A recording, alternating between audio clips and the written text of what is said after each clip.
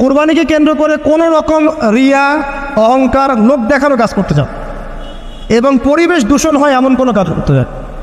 Just ইসলামের সৌন্দর্য ফুটিয়ে তুলবেন, এর যে হক, মিসকিনের হক, আত্মীয়দের হক, এটা ঠিকঠাক মতো আদায় করবেন।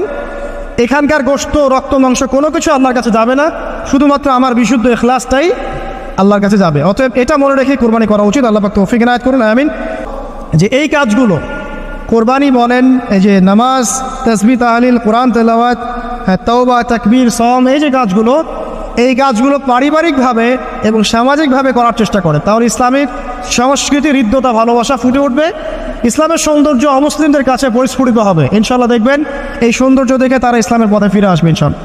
এবং আল্লাহ রাব্বুল আলামিন এই সুযোগটা কাজে লাগিয়ে আমরা যেন আমাদের বিগত গুনাহগুলো মাফ করিয়ে নিতে পারি, বেশি বেশি নেক আমল করতে পারি, এই 10টা দিন কাজে লাগাতে পারি। আল্লাহ পাক আমাদের সবাইকে সে তৌফিক ইনায়াত করুন, আমিন।